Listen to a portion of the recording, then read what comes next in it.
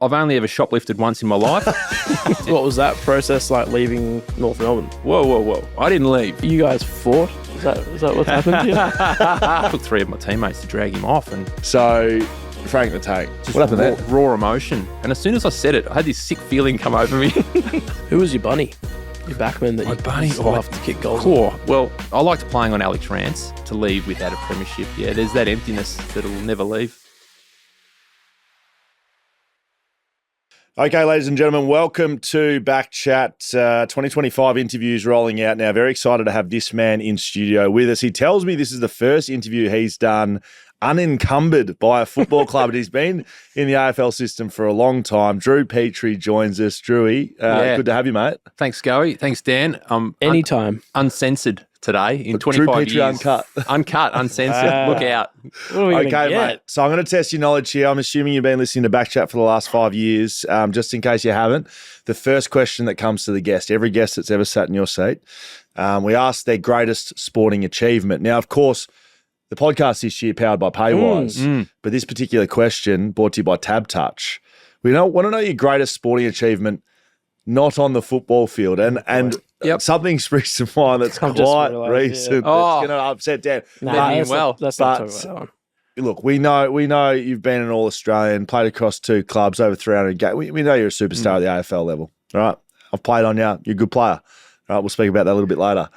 I just want to know what you can do off the football field thanks to TABtouch. Your greatest sporting achievement, not on the footy Well, field. it happened recently. It did. So, all right, let's go there. the Go on. last time I was a national champion was in the under-18s for Vic Country Right.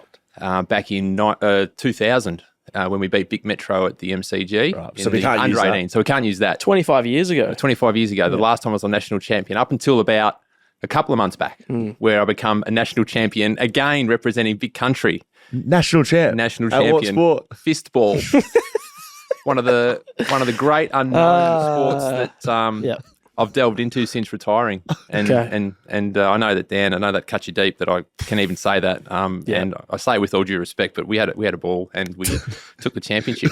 Say Mate. with all due respect, we absolutely flogged you. With all due respect, I feel like we taught you everything we knew. We trained you. Yeah, You were a baby in our arms, and we let you become young men, and then you won the championship. I'm glad you said that because it is true. You invited us to train with your WA team and teammates. Yep. The Western Fisters. The Western Fisters, coached well by yourself 2 years ago. Yep. Will. And you embraced us, and that's how we become as good as we did. It's like a Trojan horse. Did Vic Flat about Country it. have a team name? Oh, the Western Fisters, or you were just the... Vic Country. That was us. That was the tagline. We had to be very careful how long we held the first bit before introducing the second bit of that line. that's very No, good. that's good. Well, congratulations, man. Really stoked to hear about that. I'm just flat about. We were obviously genuine you are, Dan. we were obviously the best team. Don't know how we didn't win. No, really, we take some pride in knowing you did train us. Yeah, that's true. Yeah, And you tried your best. I tried my best. Yeah, Still sure. And lost. my kids think we're awesome. Did you hear that? What was that? And still lost. Oh boy, that's Very okay. good, Drewy. I told you I was loved going to be it. uncensored. Yeah, there you go. It's good, Whack. and that's the Drew I like. And we're going to get into everything across footy, but life, mate, you've had some ups and downs like the rest of us, I'm sure, and really looking forward to it. I want to go back to the start. What's life like growing up for Drew Petrie? Yeah. Family, sporty, competitive. What did it look like? Yeah, it was one of 3. Grew up in Ballarat, country Victoria, so loved that childhood. Sport, so cricket in the summer, footy in the winter. Just, I guess, I don't want to say traditional childhood, not a traditional childhood, not the right term, but just a childhood like that.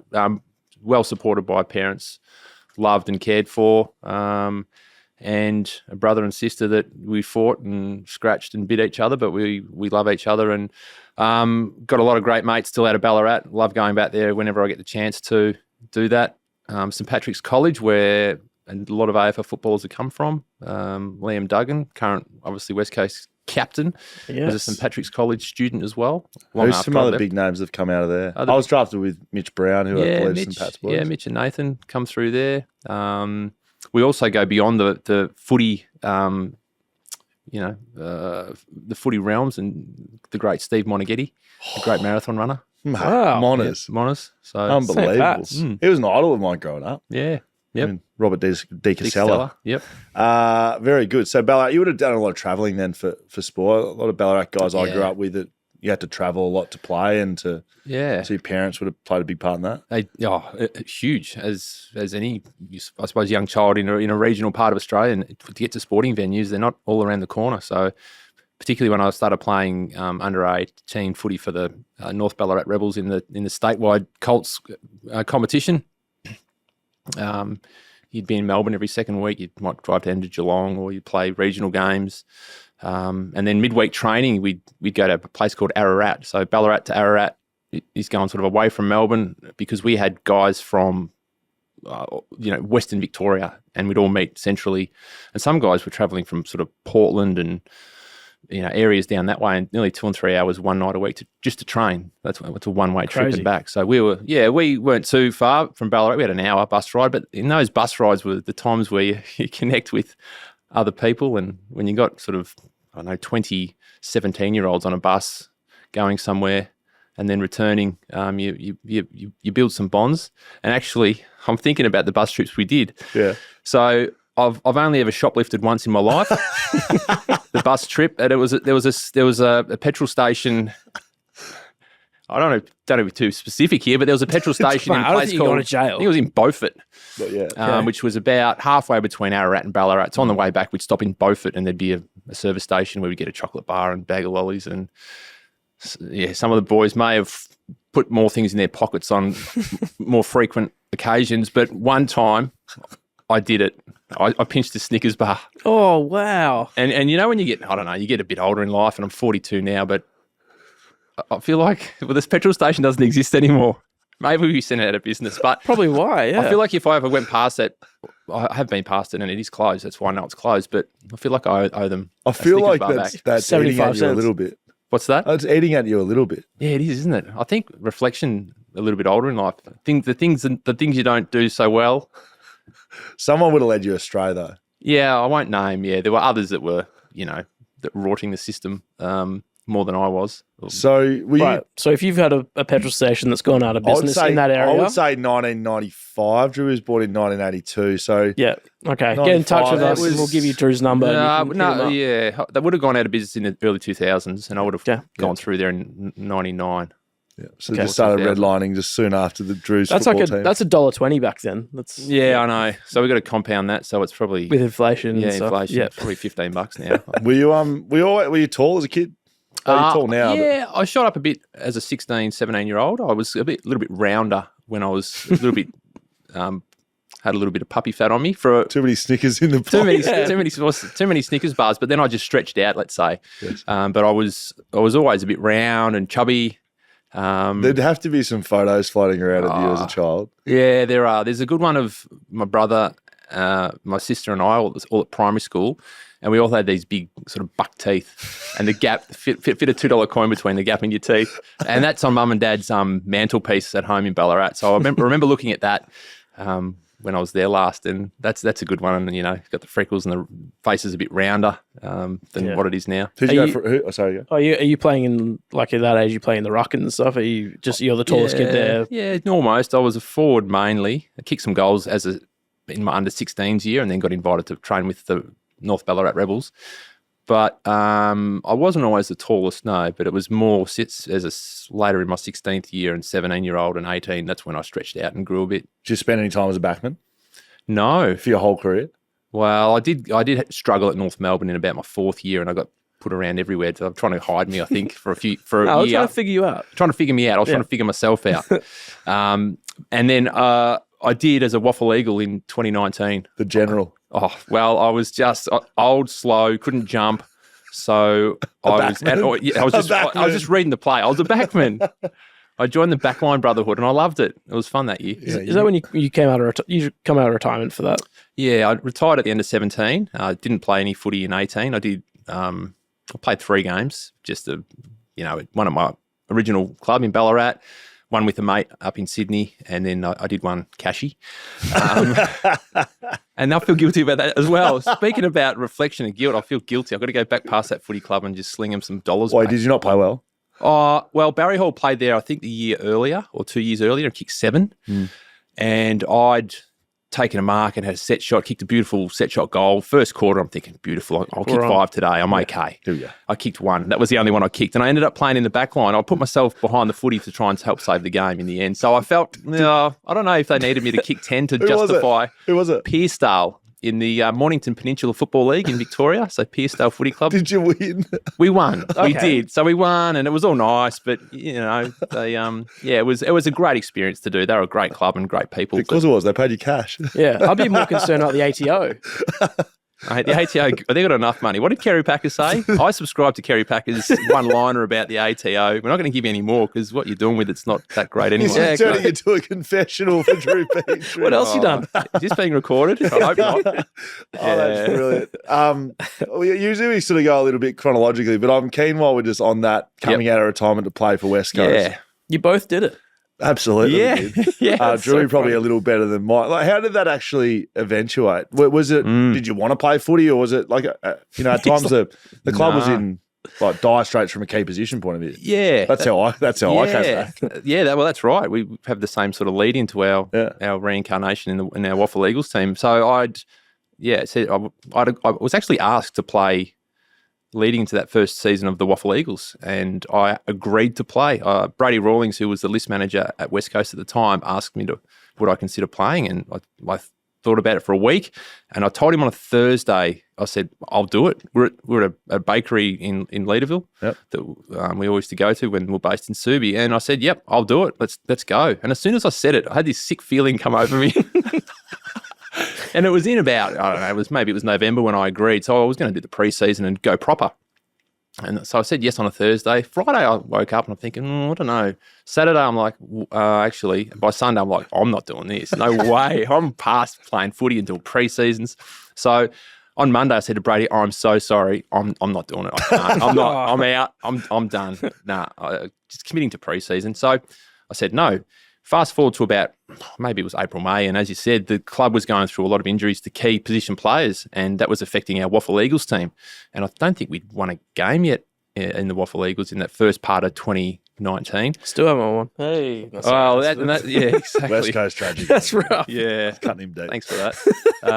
Simo asked me, would I consider playing in about May, I think it was, and I'd started to enjoy running, and I'd just run a half marathon. So I had a reasonable level of fitness. So Simo asked, and I've got a bit of a rubber arm when Simo asks me to do anything. He's been very good to me over my life. So I say yes a lot to things when he asks. And he said, think about it. I said, all right, give me 3 weeks to train and get some footy fitness in, and I'll do it. And I absolutely loved it.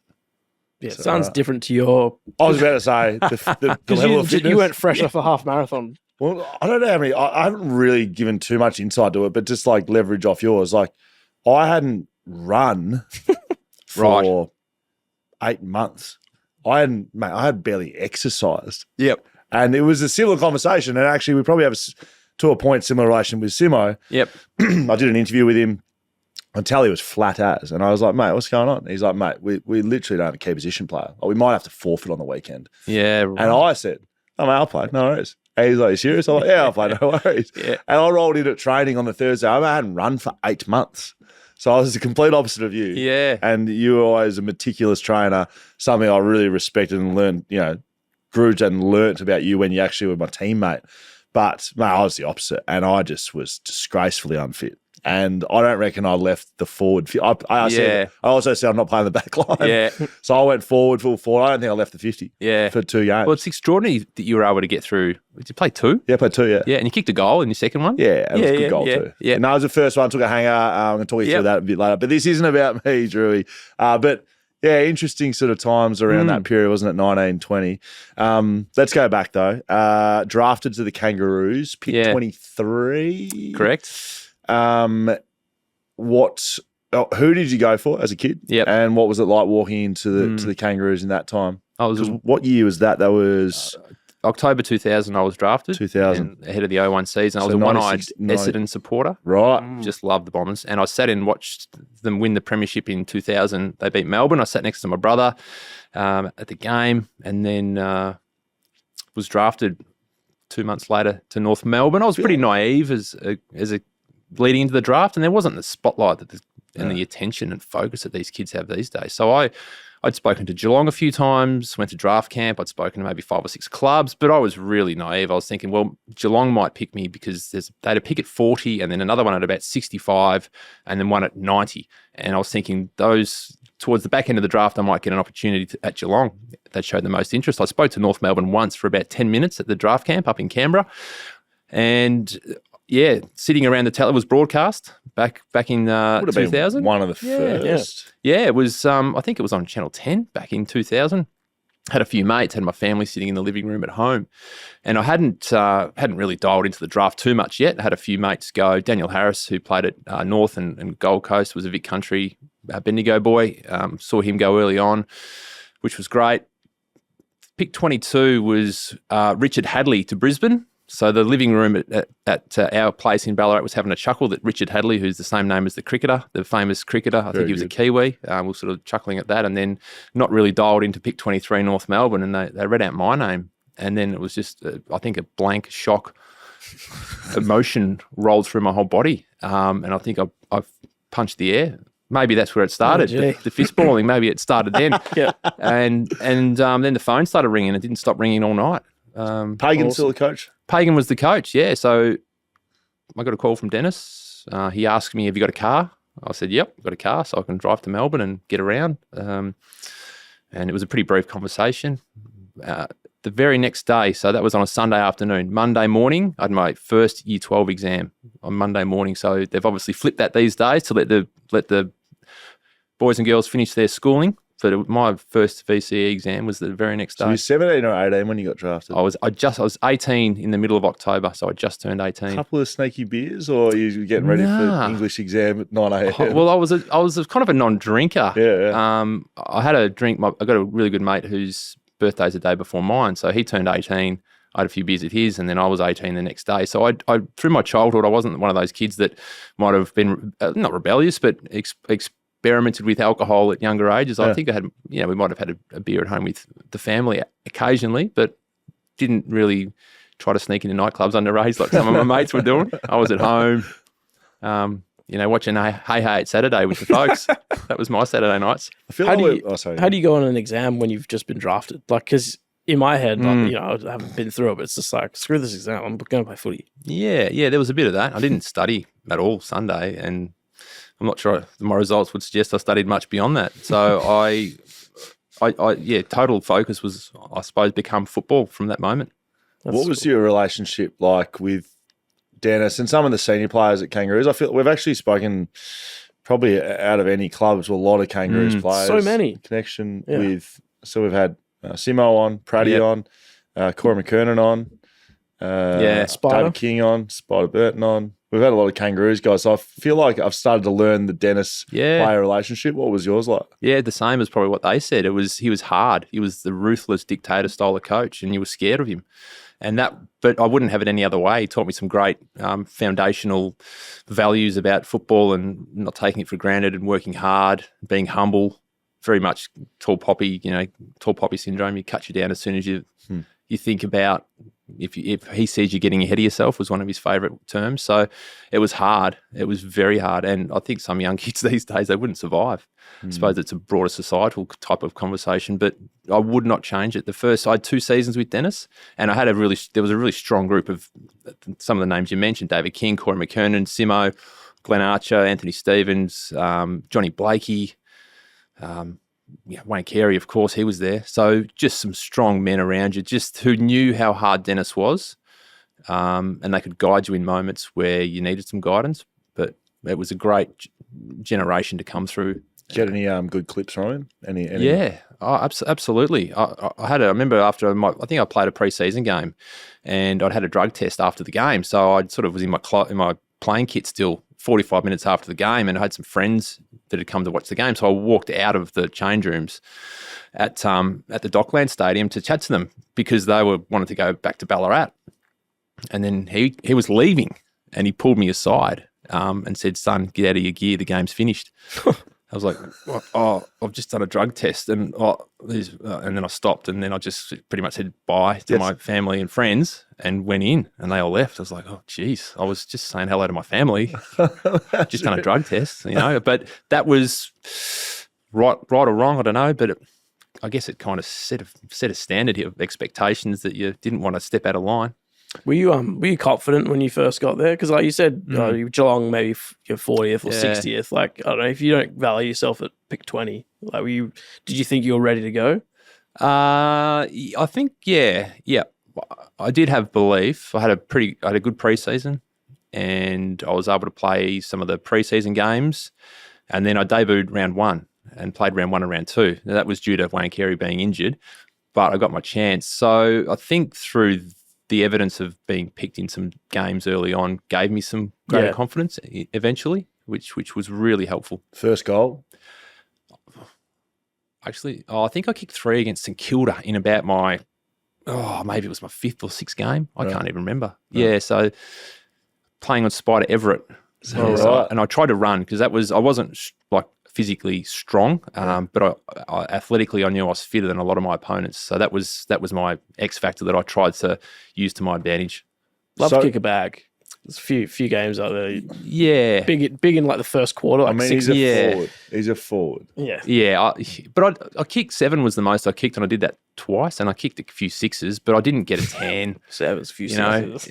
But I wasn't I didn't kick a huge amount of goals, but that game at Glen Archer's 300th where I kicked 6 in the first quarter. Yeah, that was a good feeling. Looking at your career and who you played with, like Wayne Carey jumps off the page. Yeah. No disputing he's one of the greatest forwards to play the game. And you coming in as a young player, and I've seen that at West Coast, my only club, seeing these young forwards look up to a Josh Kennedy. Yeah. Is that how you looked at, the king? Like, it's called the king. Like, he is, you look at him and like, what, were you able to take parts of his game? Like, did you try to mimic what he did?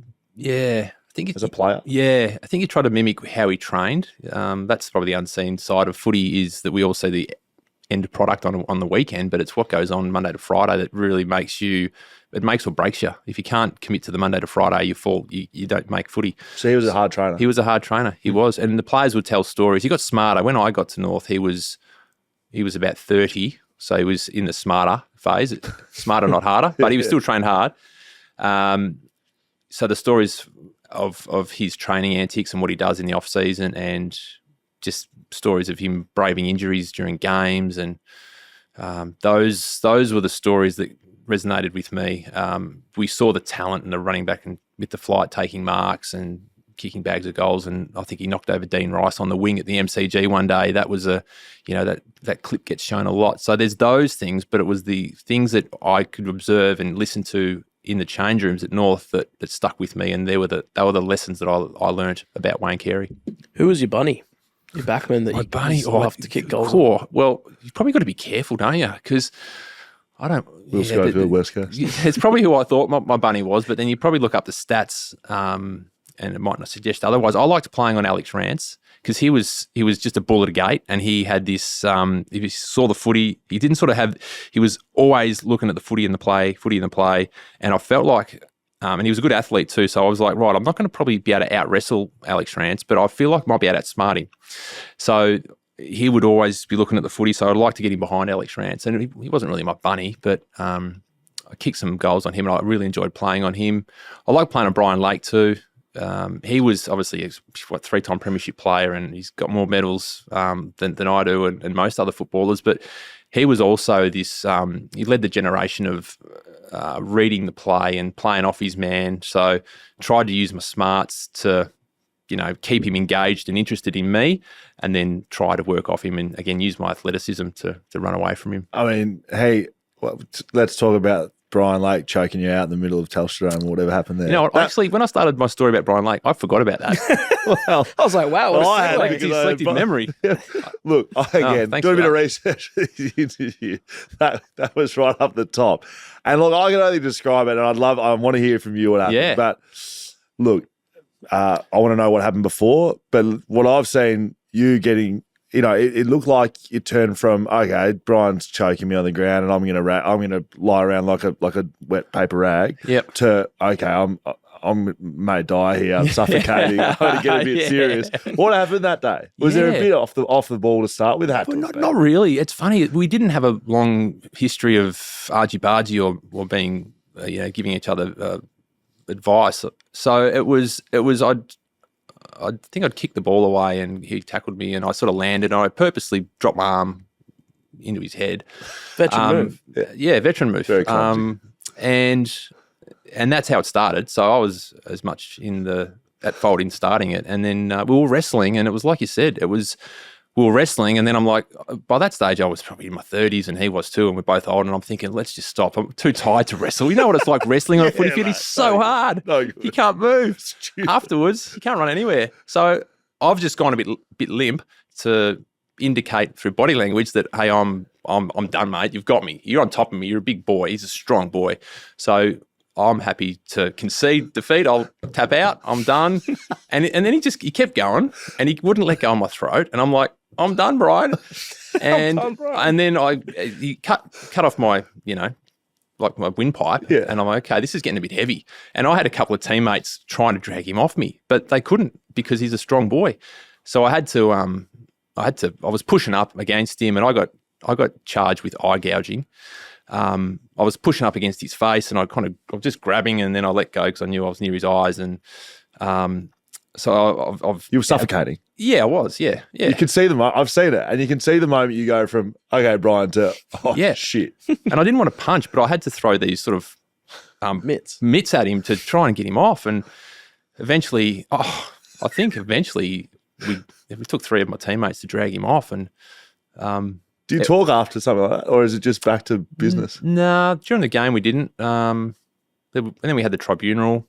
And then I've seen him at events and functions since, and we say hello. But the tribunal was really interesting because I got done for eye gouging, which was ridiculous, and I'll never forget who was doing the tribunal at the time who charged me with eye gouging. But I got off my charge. I just told them what I told you. I couldn't breathe, so I had to do something, and got off my charge, but then and I didn't have to give any evidence about what Brian did to me. I suppose I gave a bit through, but they were separate hearings. So I gave a bit through what I said to get myself off eye gouging, and it was all true. Right. I didn't give any evidence for the Brian stuff. It was all the tribunal person was cross-examining Brian, I think, if that's the right term. Right. But what happened before it was, I don't know if it still exists these days. It's probably different, but I was in a room with our footy manager and our which is Jeff Walsh, and our head of communications, which is Heath O'Loughlin. So we were in a room at the tribunal before the hearing, and Hawthorn's advocate wanted to come in, who was supporting Brian to get Brian off the charge of choking, whatever the charge was. So Jeff Walsh asked if he could come in. I said, yeah, sure, come in and I'll hear what you got to say. So he come in and he asked me a couple of questions, but the one question that made my blood boil was he said, "Oh, were you just making it up a little bit? There wasn't much in it, was there?" And I was like, "Are you serious, mate?" And he wanted me to go into bat for Brian and say that I was, making it all up. And if I had my time again, I probably wouldn't have done this, but if I had my time again, I might have grabbed his tie, this lawyer, and I might have just put him up against the wall and told him what I really thought of his question, because he wanted me to. And there's the unwritten rule at the tribunal where you try to look after the guy that got reported, but he wanted me to go in a lie, and I wasn't doing that. No. So the tribunal advocate for Hawthorn that night, lucky I didn't rip a few buttons off his shirt. You should have put him in the Brian Lake. I should have done the same thing back to him. Yeah, how's this feel? Yeah. Just make that up a bit. Yeah. Mate, it's an interesting one because, again, getting to know you a bit as a teammate and post-career as well, you're one of the I don't know. Yeah, one of the nicest blokes I've met, right? And I think that's a compliment. I think you can't really take it any other way. But on the football field, you had some white line. You're a bit of a different bloke on the footy field, which, I probably put my hand up as well. Would you just say that about yourself? Playing footy, yep. Okay, was it an outlet? Was it a... Yeah, it was. Yeah, it's a place you can express yourself. And I had white line fever. I was competitive. When you play, you're representing your teammates. You're representing the club. You represent, your family.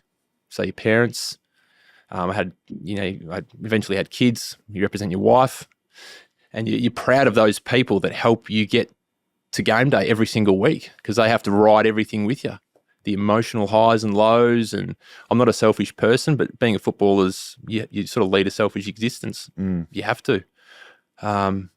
So being out on the footy field was a time to all the hard work and dedication shown by others. It's your time to perform and represent and make them proud as well. Were you at your best when you were in that sort of mode, like not too over the top, chirping too much, playing angry, aggressive? Yeah. Did you feel like you played your best footy like that, or were you best footy, happy go lucky? What was your best? Footy? Yeah. I think you got to pick depending on your opponent you're on a little bit too can kind of dictate how you approach them to how you approach the game. But yeah, I definitely. Someone said, don't play angry, play with aggression, because anger is a state of mind where you're sort of out of control and you've lost, reasonable thought or the ability to make good decisions. So aggressive was the way I tried to play, and aggressive's not. It can be towards the opponent, but attack the contest. That was the aggressive I liked, but there were times when you probably did things, said things to opponents that you regret. I guess also if they're angry too, like if you're angry and they're angry, it's just going to boil over. And did you guys fought? Is that what's happened here? Because you're an angry man on the footy field. On the footy field, yeah. Like Yeah, it was funny. Like, I mean, Drew, you can speak to it as well, but we played in a prelim in 2015, and you talk about like just what you're speaking about there. Like, I think we actually are very similar people and football people too. Yeah, get over the white line. You got all these people you're representing, and nothing really else matters. If you're on the other side, well, stuff you. Like, I'm going to go head to head with you. And we played in a prelim at Subi. North jumped out of the blocks, kicked the first. We didn't kick a goal in the first quarter. You guys were away. Yeah. And it was like, shit. And so when that happens for me, and when I was at my best, I would get more aggressive and start chirping and start bashing and start being a bigger dickhead. And match that with Drew, who is just as competitive as me. Like, yeah. And then the tide turned through the game. There'd been a lot of verbal and pushing and shoving throughout, and then we were going to win. And so I think there was like something off the ball. Yeah, maybe like I did you a favour. I think I knocked over Xavier Ellis a bit late. That's right. Got X. And what happened? You well, I knocked him over, and then that was just like red rag to a bull for you, and you were just into me from then. And that's right. And it was at the point where I was just conceding that we were gone, but I was still, it only just happened.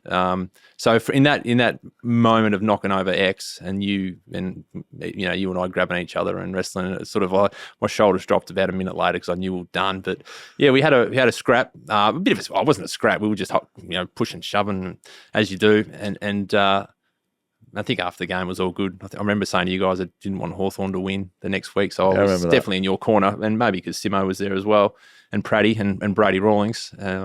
So it was all fine afterwards. But when I arrived at West Coast, I was really nervous, and to fast forward a little bit, but I was thinking one of the things I was worried about was who have I said something to that I regretted? Like, what have I done to a person that's going to become my teammate? And it wasn't too much. I was never too bad on the verbals, but I said some things I would take back now.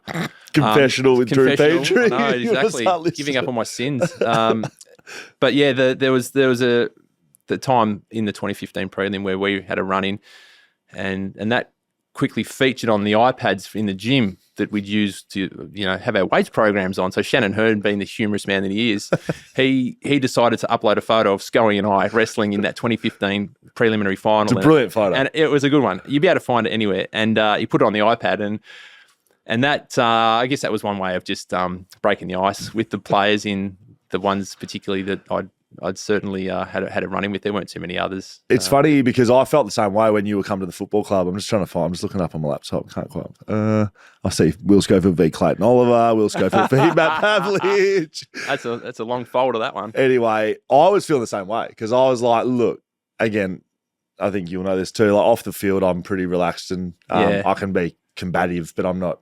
Yeah, I'm pretty easy going.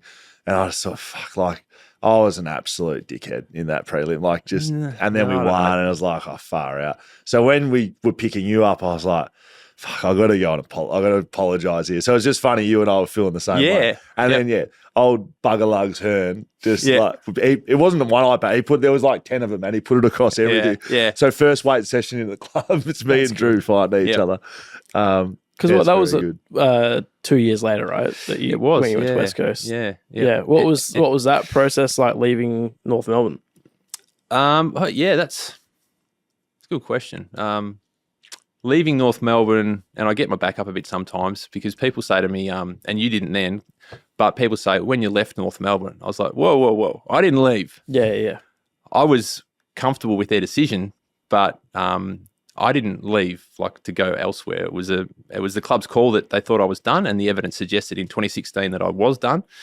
But I wanted to keep playing, so that was fine. The fact that they said what they said, but I didn't leave. So someone when you spurned North Melbourne, that's right. Well, and when I ended up finishing, I had a call from Simo one day, and the friendship through distance had sort of drifted a little bit because he's coaching one of the biggest clubs in the country. So when his number come up on my phone, I automatically thought, what's he want? I knew. What's he want? It wasn't a catch-up call. Nah, it wasn't, hey, I'm in Melbourne. Do you want to go for dinner? What's he want? And the conversation had Brady Rawlings in it as well. Brady was there, list manager of the time at West Coast. He and Simo just asked the question what my intentions were. And they said to me, don't retire. Consider coming across to West Coast next year for a season. And, Nick's injured. Scotty Lycett had hurt his knee as well. We need someone else with size to potentially play as a backup ruck and a little bit as a forward. So different to what I'd done for the last 5 years. And a few weeks later, I think that West Coast still had to decide and get tick off from the board and from NIS and from the broader list management committee.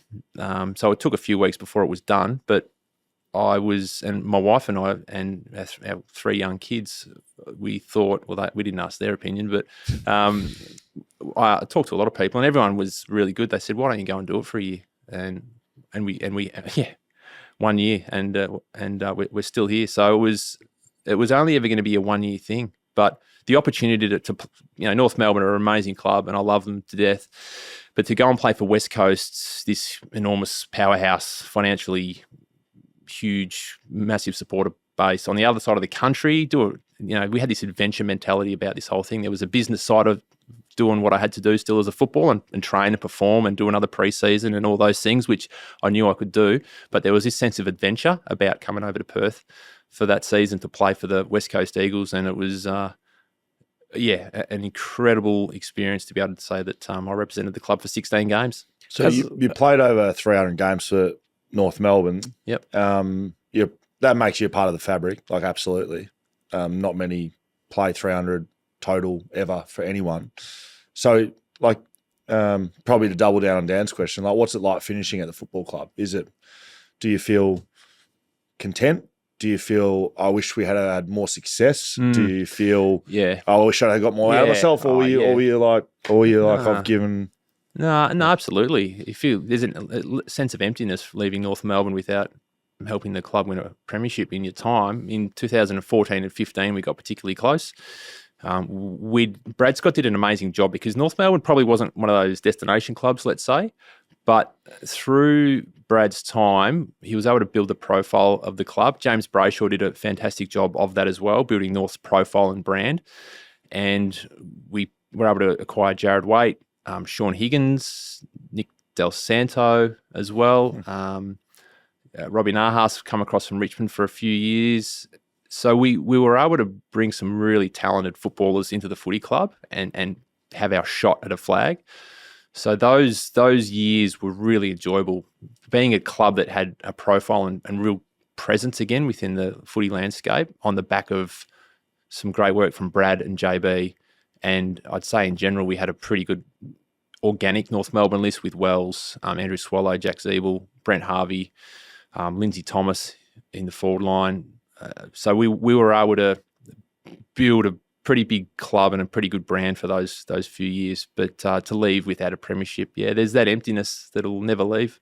Do you look at 2017, so your time at West Coast then, and knowing that 2018 happened, feeling like you had sort of a bit of a part to play in sort of that build up towards that? And did you know as a player, like, oh, these guys are good enough to win? I didn't. I don't know. I suppose you got to be careful. How much influence did you have in one season at West Coast? I think the impact I had was that I left and got out of the way for the list to rejuvenate. And 2018 was the flag year, so maybe I'll take some pride in the fact that I retired and got out of the way. But I also probably struggled for a couple of years. I don't know if it was because I'd finished playing footy, or whether it was because I'd missed the flag. But it probably took me 2 years to really be comfortable with not being a footballer anymore. That sense of identity that we try to work on as footballers, have a non-athletic identity, so that when you do finish, you feel as you have a sense of worth and purpose in life. But so much was built up about my football identity, so it took me a while to transition away from that. And the 18 flag, it was. I remember the night before the game, like I walked from the G back to the hotel we were staying at on my own, because I was so excited about being at the club while the club was going to play in a grand final. But I suppose the demons started to infiltrate me about the fact that I wasn't going to be a part of it, and that I'm no longer a part of the fanfare and the scoria in the grand final parade, and certainly after it, at Langley Park, where there was 30,000 people, and all the adulation. Not being around, like, right on the inside of that was hard, and it did take a couple of years for me to get past that. Because I look at you and Sam Mitchell like similarly, and you might, I don't know what you think, but like you might think, well, Mitch was lucky enough to win a flag, and I definitely look at winning premierships as a lot of luck as well. But I look at you and Mitch's impact on West Coast and the playing group, like, very similar. Come in, both went about it differently, but certainly your levels of training, and whether it Mitch with his skill and you with your work rate, there's absolutely zero doubt in my mind, but I'm sure anyone else involved in the football club at that time, what the impact was, which was, mate, standards. And premierships, as you know, like you don't just have a good side and you win one. Yeah. It just doesn't happen like that. You just need that many, good people. I truly believe that footy clubs are about people. It's a little bit about coaching. It's a little bit about your skill. It's about, but it's about people in the end. And so getting people of your caliber, yourself, Sam Mitchell, there was a big crew of people that sort of come, even Praddy's impact, Brady Rawlings' impact, Coxie, Don Pike, like all those guys over that, look at Flags went over probably 10 years, really. It's interesting hearing from your eyes, though, but certainly from my, mate. Yeah. You probably rely upon other people not to pat you on the back. Yeah, and that's not meant as a pat on the back, but yeah, but it's what it is, mate. I suppose that question's better answered by those that observed you in the capacity as a teammate that year, and did it have a positive effect? I think it did. So yeah, maybe I take a little bit of enjoyment out of that, but ultimately, there's as they say, there's 22 medals. Yeah, that's right. Should there be more? Should there be medals for those who don't potentially? play? Yeah, it's probably, without having thought too deeply about it, potentially, because you think of all the people. Correct. You had Shep, Gaffey, and Nick not play, so there's a lot of people that put effort in. Sorry, we're bouncing all over the place, but Kangaroos. So Flags at the back end of the 90s, highly successful. You get there, they win 99? Or yes. Am I making that up? Yes. Adelaide won 97, 98. So 96, 99 Kangaroos. You get their successful period, successful group, and you go on to play a lot of games with the football club over that period. But is that a period through the 2000s there that the club struggles financially? Yeah. Oh, yeah. It feels like the Kangaroos have been that side for a long time. Yeah. So what's that like as a player? Yeah. It becomes normal. It's sort of normalised. So you don't think too much of it. You just, the resilience part is a trait that becomes ingrained in you. From the year before I started at North were playing home games in Sydney, and then when I started, we went to Canberra, then to the Gold Coast, and then we were playing home games in Tassie as well. So we've always played footy in other markets. Now over here in Perth this year. And in Perth again, exactly. We're the club that does that. So that just become a normal thing. The Gold Coast move was probably the most real time when I thought we'd have to leave and go and live up on the Gold Coast. And the AFL were schmoozing. We were playing home games up there at Carrara before it is what it is now. And we were up there doing community camps. We'd go up and do some publicity, some making TV commercials, and what they would do is they'd let your partner come along too. So my wife Nicole was able to, and the other players and their partners were also on these junkets. Pavilion. Yeah, exactly. we were staying at nice hotels and getting everything laid on by the AFL to make us want to move or be happy to move when the question came. So it was a fun time because I was young. Partnered with Nicole, and we didn't have any children, so we're thinking, okay, Gold Coast, yeah, this is cool. If we have to move, are we going to move? Yeah, let's go. We'll do it happily. North's fabric would have been lost forever, but to go up and play on the Gold Coast, I was in. I was fully committed if the club had decided to do that. Your end was pretty close. Yeah, absolutely, it was. Yeah, I think it was.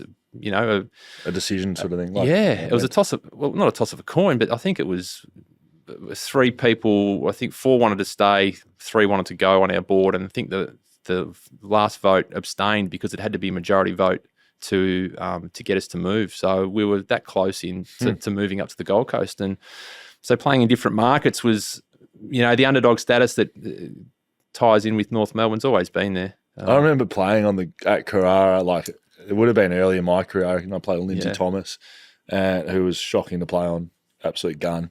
And then somehow I ended up playing on you in my back end of my career, so I'm not sure how that works. But mate, there wasn't much there. I remember being in it wasn't even a portable. It was just like a fridge. And it had it was like a refrigeration thing, but it wasn't like a big room. It was just a door with a fridge. At half time, there was no rooms. Yeah, nothing. It was ordinary. We would have had the better rooms being the home team. But and our rooms, the warm up room was the size of like a prep or a pre-primary classroom. Yeah. And the flooring was just this slippery surface. So we're warming up and we're sliding around everywhere every time. So it wasn't glamorous to begin with. ACLs and ankles going out. Pre-game, you were sliding around. It was like warming up on sandpaper. This sort of surface that we'd have to warm up on was not great at all. But I suppose the dream was still being formulated by the AFL and building the stadium up there now. You said that you said the last time you were national champion was in Vic Country, but you've played for Australia. International rules 2008. Yeah. That must have been. Yeah, it was. I know sometimes people externally look at it as maybe a gimmick, but I think as a player, not much more you can do than play for your country. No, that was huge. And the first game was in Perth. The second game was in Melbourne. I loved it. Just the opportunity to play for Australia, represent your country in something, as you've done, Dan. Yeah, so absolutely. Sweet, I'll just sit here. Only person who hasn't represented Australia. Perfect. Oh no, it was great. And Mick Muldass was coach. So just having Nathan Buckley was on the coaching panel, Glenn Jakovich was, and to play with other players, other AFL players from other clubs, and getting to know people. That was the holistic thing about representing the country was one, but just seeing the how others operate was a really cool thing to do. And I think I should keep going with it. Whether it's every couple of years, that's fine, but I think it still needs to exist. Speaking of other achievements, sorry, Scotty. 2015, you did win something. Yeah, big, really big. Is this across the Yarra? Yeah. Yeah. Yeah. Tell us about winning the inaugural Fox Footy longest kick competition. Yeah. Were you always a big kicker, or was this field week? It was just a good connection. So the day, leading into grand final week, and we lost the prelim the week before. So grand final week's an opportunity to make a few dollars. Let's be up front. Make some bucks. I reckon I earned nearly 20 grand that week. Thank you very much. Wow, that's good. Tax, of course, like ATO. If you're listening. Prize money for 20 grand's on the books. There was 10 prize money from punting across the Yarra, so that didn't get taxed. But grand final week. I would have much rather been playing, for the record, but yep, cash in when you can't. So I'd been at the North Melbourne grand final breakfast, and I'd been asked to do the kick across the Yarra. But I committed to the breakfast as a priority. I think I sat on the table with Julie Bishop, who was the foreign minister. Yeah. And she was I don't want to say vice number one. Yeah. The deputy prime minister. Yes. Yep. So that was a priority. I couldn't leave that event early to get to the kick across the Yarra. So I said to the Fox people, I said, look, I'm going to have to be one of the last kicks. And the only way I was going to get there from the venue one to the Yarra was on a motorbike. And I said to the club, because I told the club, I said, can I get on a motorbike? And the club said, no. So I'm like, an hour later, I'm like, no, I'm still doing it. I'm not listening to you. So I got on a motorbike wearing stuff like this. I had whose motorbike?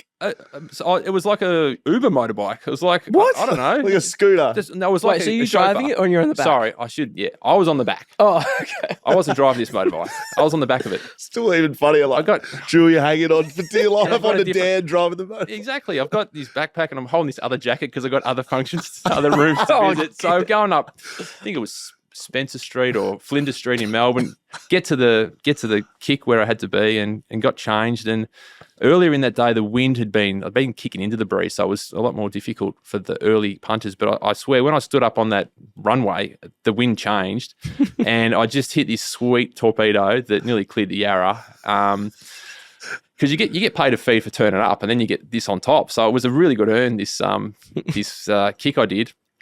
But leading into doing the kick, I thought, if you win it, is this one of those things where you get a novelty check and then you have to donate it to a charity, or you're meant to donate half of it? So I wasn't quite sure on what I should do. And then I thought I probably won't win anyway. Fev and I think Fletch kicked as well.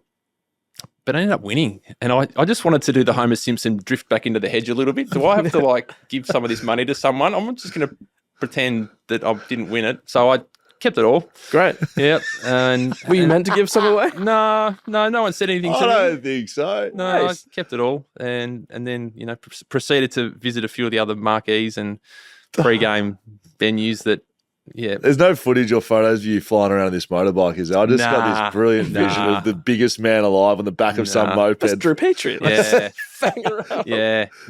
There wasn't. Because my wife and I had been at breakfast, so she went home and I got on the back of this motorbike and went to do the kick across the Yarra. And I thought they'd invite me back, some sort of like the inaugural champion. Yeah, you got to invite the champ. I'm here. I'll do it for free. You just pay for my airfare. I'll do it for nothing. I thought there'd be something. Have you still got one in you? One kick. Yeah. Do you have maybe? No, it's getting harder. Because we do like taking challenges on board at BackChat. We got Sheppy's All Australian blazer that he never been given. We had Bryce Cotton on a few weeks ago. Someone stole his championship ring from the Wildcats. We're trying to find that currently. We could get you a kick of the Yarra maybe in 2025. I'm just wondering how you'd actually perform. Yeah, I'd be nervous. Yeah, you'd need. My hamstrings hurt talking about. I'm holding my kicking in football's hurt now, like they didn't used to, but now they hurt when you're marking and kicking. But we'll get you on a motorbike. How about that? We could do that instead. That'd be a lot easier. Yeah. Did you?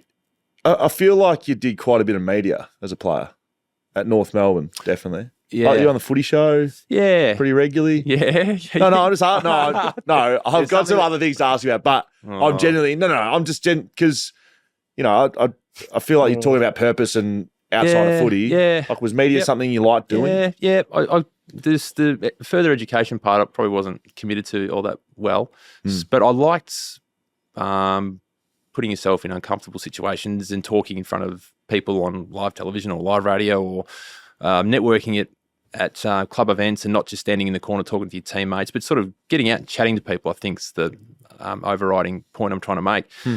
And the media stuff, I can't remember where it started, but I enjoyed doing it, and I felt like it was something where I'd be challenging myself and meeting people. So all the footy shows, did some work for Craig Hutchison's Croc Media, as it was known before it is what it is these days. They had a regional influence, so being from Ballarat, there was that sort of commonality.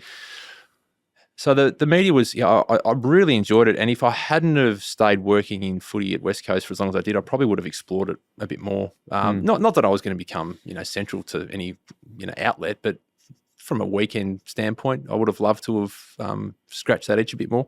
Doesn't mean it's all already gone. We can speak about life after footy for you. I mean, let's just stay on media. And I will lead into it. Look, one of the great moments so I was, well, you were too, but like when I was playing, like one thing I used to love looking forward to, I used to watch the Sunday footy show, but I used to watch the Thursday footy show, and they used to do the cross with Tony Jones. Oh, yeah. I knew when you said the footy show, this was going to come and one of the great bloody things I watched for a good couple of years there was the cross with whoever player was going to be on. You do the 20-second cross to, 1 minute cross to the news. And Tony said, I was coming up on the footy show and you give a deadpan answer. And then for 2 years, players would try to sign off with the chompers. Yep. You hold the greatest sign off of all time. Yeah. You've given him the chompity chomp, chomp, chomp, chomp. I did. So going into that, you're going to do it. That's not off the cuff. That's not off the cuff. It's not. So when you go on the footy show, they ask one of the panel members to come in about an hour earlier to do that cross to the Channel 9 news with Tony. And this is going to sound like I'm all about money, but you get like another $800 for it. Perfect. Great. Easy. I'm coming in anyway. I'll come in early. Easy. Because I'm not going to be earning at this rate, for life after footy. Yes. I'm not earning $800 for 20 minutes work anymore. So so the producer says, all right, at the end of it, once Tony's finished, just really, amp up that chompers. Make sure you call him chompers. And I was reluctant to go with people's nicknames too often, and I want to try to be respectful. But anyway, in this moment, I just got caught up in it. I got caught up, and I've said, thanks, chompity, chomp, chomp, chomp. And it come out, and they all laughed, and TJ hated it, and I think he still hates me for it. But the worst thing was the week before I'd come off an ordinary game, and my form, this is 2016 when I'm starting to dip a lot form-wise, and I'd committed to the footy show on Thursday night. And I think after the game prior to that week, I said, I'm not doing it. Like I need to dial back my media stuff. I don't deserve to be on the show. I got to worry about getting a kick. Yeah. And because they'd advertised I was going to be on there, they said, no, you got to do it. And so I did it. The next day at training, Brad Scott, just think Brad Scott in his most angriest, filthiest mood. Is that right? And then times it by 1,000. Is that right? Oh, hated it. Filthy. Because of the chomp and the chomp. Hated it. What happened? He just took me into his office, and he's very good, Brad, because he doesn't need to yell. He can just talk and cut you in half. He cut me into 1,000 pieces in that conversation. He hated it, and he just brought me back to being. You got to focus on your footy. He was right. He was so right, and I knew that, but I didn't. I got caught up, and from that moment when I had that conversation, I think I walked out, grabbed my phone, and I rang my manager, and I said, because I was writing a once a month column for The Age, and then I was happy to do the footy show and whatever else was willing to have me on. And I said, I'm done for the year, no more media. I put a media ban on myself, and I still didn't get a kick for the rest of the year, but I put a media ban on myself. So I just had to, it was an example. I wasn't setting the right example towards my teammates. I think them seeing me carry on like that, and our supporters at North Melbourne seeing me, think I'm a bit of a legend on television when reality says you should be prioritising your football. So media ban. Done. It's really interesting to hear the insight, because I think people say it like, I personally like, that's fucking hilarious. Yeah. But knowing as you do as a player, mate, you're making me feel sick copping the brat. Like, mate, I probably, again, you and I cop the closed door sessions like regularly. Yeah. I was cut up by Vozo. I was cut up by Simpson, Nisbet, Worsfold. Like that list of four, like, mate, we're talking.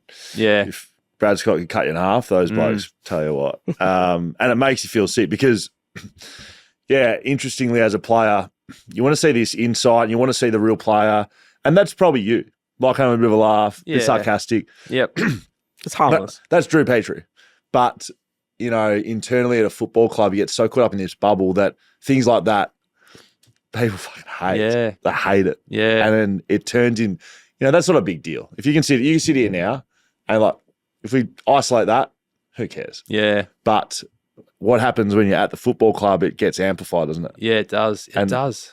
For players, for coaches, everything. Do the boys find it funny and start saying it around you and stuff? Because that must be hard if it's if Brad obviously hated it, but all the boys are having a joke with it. They were until they got wind of the fact that what Brad had said to me, and then it stopped. I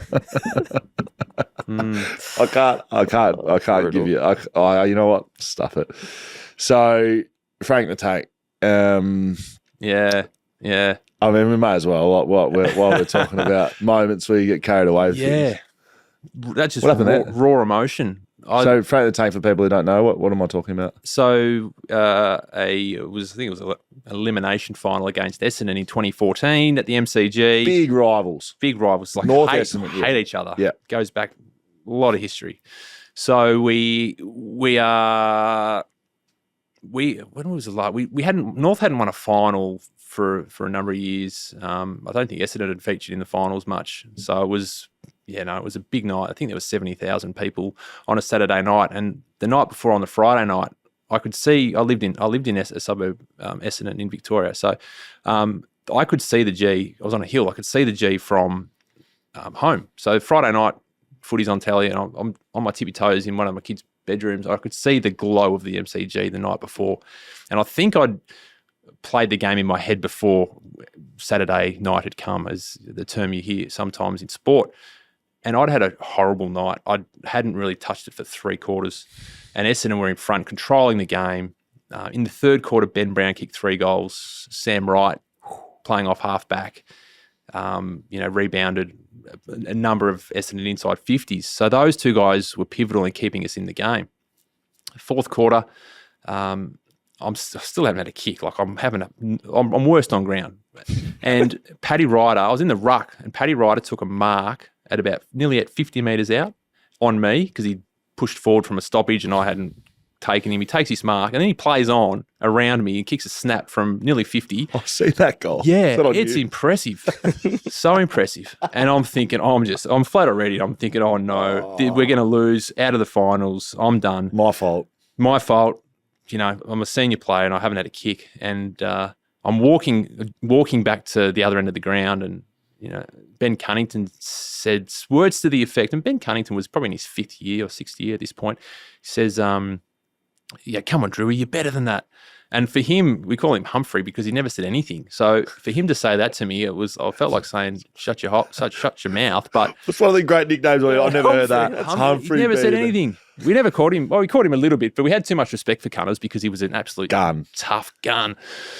So my initial reaction was, but I never would have said it to him, but I was thinking, no, I need to take that on board. And a couple of minutes later, Jack Zeeble, I think it was or Nicky Dowell sort of kicks it forward.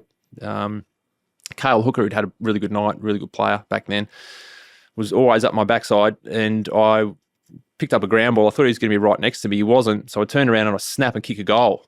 And it put us, so Paddy Ryder put Essendon back in front. I put us back in front.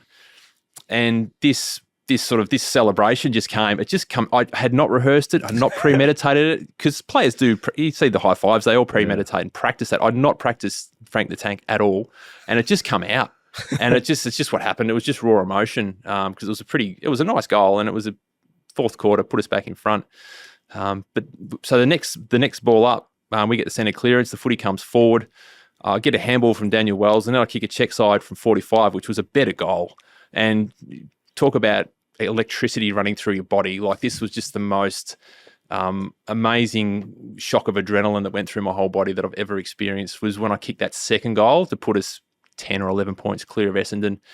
It's pure elation, and had Lindsay Thomas jump over me, which I loved. Every time I kicked a goal, he'd be jumping on my shoulders and putting my neck out. And that night we won, gave us confidence. We beat Geelong the next week, I think it was. Put them out of the finals in straight sets. And yeah, we never got to the big dance, but Frank the Tank lives on. Anytime there's an Essendon North game, it's generally features on the social rounds. Yeah, it's one of the greats. It's good to hear about that feeling, that adrenaline. Yeah. Do you miss that? So, or is it just something that's not you can't replicate that? No, you can't. No, you can't. You find, but that's okay. Yeah. Like, there's other things in life now that, 3 kids, they give you those goosebumps when they come and give you a hug, or they smile, or they laugh, or say something to you. That's the preciousness of that they can give that footy couldn't.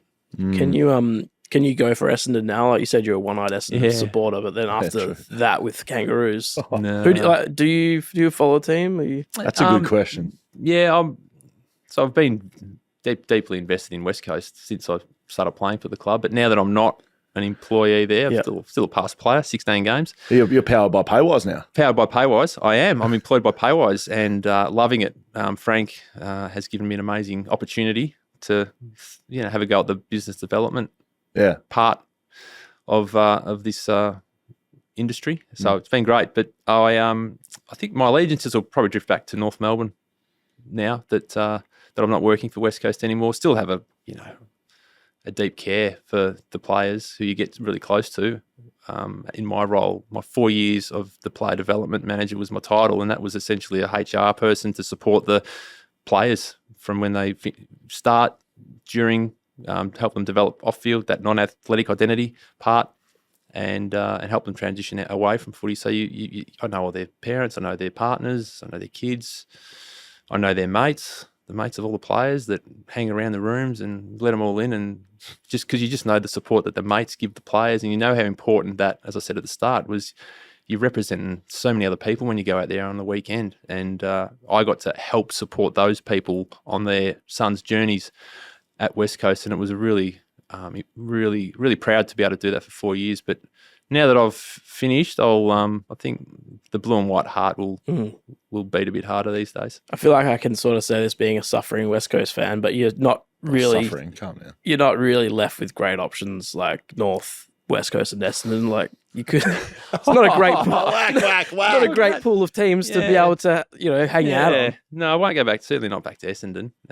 Although with Brad Scott coaching and Todd Goldstein playing there, there's Craig Vozzo, the ex-GM of West Coast, is there, and Matty Rose is doing some list management stuff at Essendon these days. So there's a few people there, but it'll be the players at West Coast. I'll certainly keep an eye on, and you'll probably see a North Melbourne scarf around my shoulders a bit more. There you go. Just to sort of put a bow on footy career, how do you reflect on your football journey now that you're officially out of footy, effectively?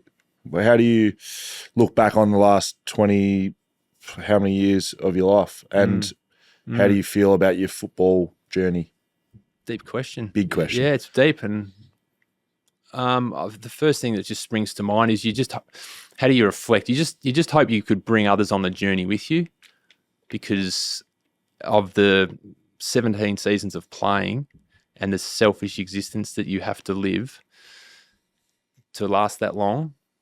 You just hope that you brought people on the journey and let them enjoy it with you as well, because they're in the stands, they hear all of the flack, and they read and listen to all of the talk back, whereas I didn't.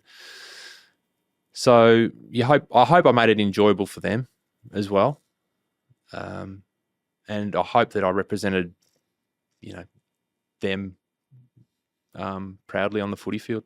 Is there one thing that you put down to how you played so many games? Yeah, there's a guy named John Blakey whose son Nick is going really well. The Lizard. The Lizard. Big fans of Lizard. Johnny was about 35 when I started at North Melbourne in 01, and I'm thinking, 35? I was 18. I'm thinking, how the heck is a 35-year-old still playing AFL footy? But then I just watched, and then I'd listen to the stories, training, meticulous, tough, competitive, had empathy and care, and was a very grounded human. So I watched him. And then I'd watch others prepare. I lived with Brent Harvey. I lived with the host family for 18 months when I first moved to Melbourne, or 15 months. And then I moved in with Boomer for 2 years. Fun, I won't say best 2 years, but a good 2 years. Got to see him prepare. But it was a good balance back then, because we still go out and have a drink and have fun. But when Monday morning hit, it's like Monday to Friday, right, we're on. We're training hard, we're being pros.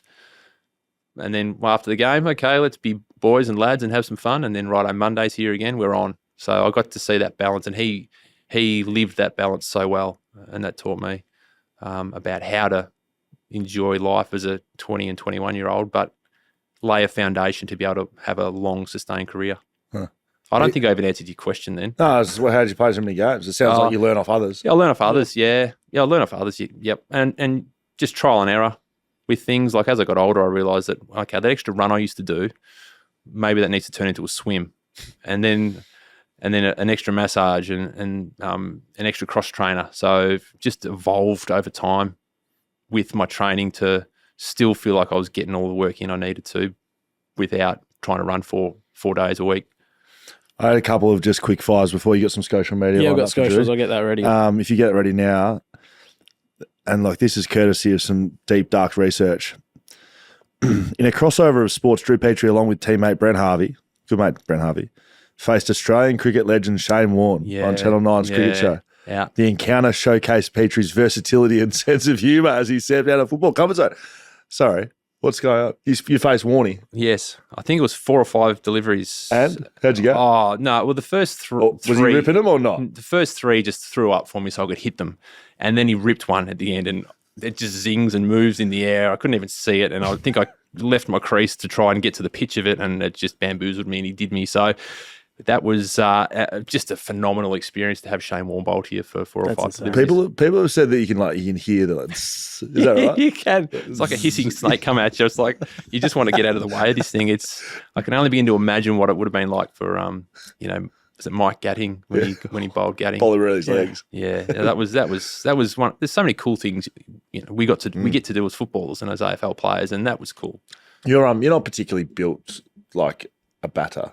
I mean, you're not particularly built for. No, I can't imagine you would have stood up very well. Or you could batter. I was a batsman. Yeah, as a junior in Ballarat, I made I think under 16s. I made about 14 or 15 centuries. Had to retire at 100, but I was never beyond a good local cricketer. Like I was never going to play for Victoria or Australia. Average to good local cricketers don't get 14 to 15 tons. Yeah, no, I love my cricket. I wasn't a bowler. No, you look at the size and think, Mitchell Stark. Here he comes. No, I was batting, standing at first slip. Yeah, that's me. All right, Drew. It's been great chatting to you. Dan and I are done with our questions. It's time to get the people to ask you some questions. We'll put this out to our audience. I don't know where this is going to go, but here we are with social media. All right. This is from Dylan_Bennett66. Do you think you'll ever draw again, or have you left that in the past? Draw? Yeah. Draw. No, I'm a stick figure 2-dimensional drawer. I only asked that because I thought maybe you had some sort of history of drawing. No, drawing. I'm not sure where that question's come from. It's really fascinating me. Thanks, Dill. Thank you. All right. This is from LegoMan87. Hey, Dish, what's your favourite dish? Ooh.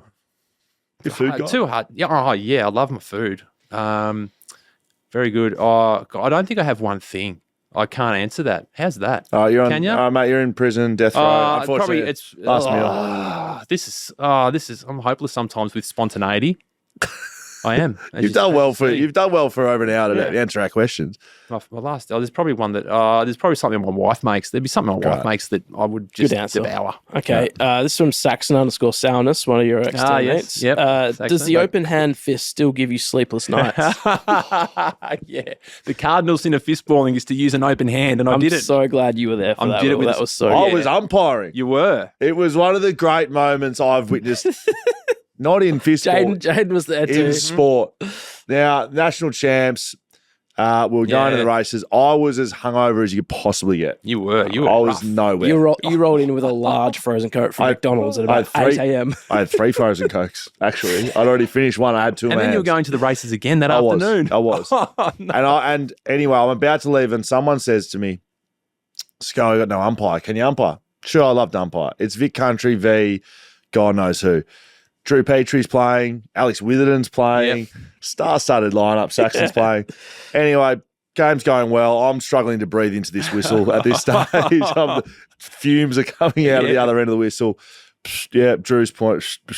Anyway, to my shock and horror, after seeing, the rules, a perfectly set up point as we go over the net, Drew Petrie, now national champion in fistball, pulled out an open-handed slap of the ball, and it was one of the great pleasures I've ever had. And I've seen some good things, done some great things to send you off in that manner, because you get sent off for that. I did. Yeah. Oh, It was a disgrace. About 80 people I was halfway erupted. off. I nearly left the whole venue. I nearly resigned, retired in that moment. It was embarrassing. But I mean, I enjoyed the fact that I gave others humour. Yeah, it something gave to some talk joy. Yeah, it was just like you were transported back to a ruck contest. It was this perfect little ruck tap. Oh, very good. Again, don't know if there's some context to this, but I'm going to ask anyway. Dan Donovan, does Drew Petrie try to dodge potholes when he's driving, or does he just go straight over them? No, I'm dodging. Okay. Looking after my tyres. Is there some sort of undercurrent meaning behind Honestly, that? I don't know. Honestly, very popular social media, Drew Petrie. I heaps. feel like I think people are going to love listening to this because I think people have this perception of Drew Petrie. You're a little bit like who is it? Like go with red hair and Carrot Top. no, no. He's in like dodgeball and he's like doing these ones and everyone. No, I can't. I'm not helping you. No, sorry. Keep going. Okay. I'll come up with it. This is this is from Froth.Ethan. Where does the 2017 elimination final rank in games you've played? Yeah, that's the that the Luke one? Shuey goal after the siren. Is that right? Yeah. When he ducked. Yeah. Yes. Yeah. For a West Coast supporter, I've And had Jared nothing Polek but... tackled him high. Yeah, that's it. Boots said he ducked. When we talked to him about it, he's like, what was that like? Right. Was that overtime? You talk about like that adrenaline and that electricity rush through your body, then that gave something pretty close to that as well. Yeah. The finals I won at North and that final, they're of I don't want to have to rank them, but I think it's up there. Yeah. all right, this is one for, I'm assuming for the 2025 season. Who do you think finishes higher between North Melbourne and the West Coast Eagles? And give us an amount of wins. I'll say North. North need to win about 7 games this year. Yep, and that's higher than West Coast. Yep. There you go. I'm withdraw on that. Just like put it on the record. Sorry, there's a lot we've already answered in this. Okay, I don't know what this is going to be, but Barney_94. In round 2 of 2012 against GWS, in the first ever match in Hobart, you wore long socks as opposed to the short socks you wore all your career. Why change for that day? Yeah. Wow. That's so Fascinating. specific. Wow, isn't it? Is it true? I don't know. Did it? But Barney_94, round 2, 2012. I just thought Maybe I was playing in the ruck that day and had to wear a shin guard. Hobart? Maybe it was cold? It would have been cold. I remember that first game against the Giants, just to digress really quickly, I think they were probably told by their coach, you got to be out there and loud, all sheets. That was so lippy. Oh, it was disgraceful. You would have beaten them by a lot. We did. And they were just cocky little brats back in their first year. They were. I reckon they got misguided with how they needed to approach their first season, the Giants. That's interesting. Lots of questions around fistball and also you guys fighting. If you want to have a little bit longer to look, that's I had a all. question come in from Jay Nelson. Can't remember what his number was at the West Coast Eagles. He asked who was the best former AFL player to play in the West Coast WAFL in its history. It's you or I, isn't it? Yeah, well, it's not Jacko, let's be honest. No, well, Jacko too. Well, he had a bung knee last year, unfortunately, Jacko. Yeah, well, maybe out of the three of us, we'll just we'll call it a dead heat. He goes, I bet you he won't say himself, but it's definitely Drewy. Thanks, Jacko. Last one is from the Eggman. How does Drew Petrie like his eggs? Poached. Nice. Strong. Plain and simple. Yep. Mate, that is us done and dusted. Did you have fun? I did, yeah. It was lots of fun to go down memory lane, and you two did a great job. So thanks for the time. Thank you. I always say that the best interviews are the ones I'm actually interested in listening to you speak, and it was great chatting to you. A big thank you to your employers. Yeah. Who are sort of us as well, I guess. I mean, maybe we employ you. Yeah, I guess so. I don't know. Paywise powers a Well, I employ podcast. you. Look, I know, Frank employs all of us. I don't know. Yeah, probably. Yeah, that's correct. Paywise powering us as a threesome at the moment. Thank you very much. Shelter Brewing Company, our good friends at Whippersnapper Whisky, our great friends at ID Athletic, TABtouch, doing good things too. We have our good friends at On One Services now, all your Mamba. plumbing and electrical needs. Right. Mamba Digital. And You got anything you want to? anyone else you want to plug? You got anything? No, if I had those dog washers, I might have given them a plug, but I think we've rubbished yeah. those. Did you do them with Simo? Yeah. I think Hang on, before we leave you, you owe as a him very money. last story, How, was that ever life after footy for you, blokes? Oh, it was going to be. We were going to have like 25 of these, dog washers scattered around Melbourne, and it was going to be cash business. Except Of course it was going to be cash. I was too straight. Yeah, that's what he And said. I put everything through the books. What was I doing? You were too straight and narrow with it. Should have been cash in the pocket, but no, I was too legitimate. It was fun. It was a learning experience. And now you're back in business. What could have been on our new business podcast will be coming out shortly. Drew Petrie, the dog wash millionaire. Yeah. Mate, thanks so much. Thank you. Thank you.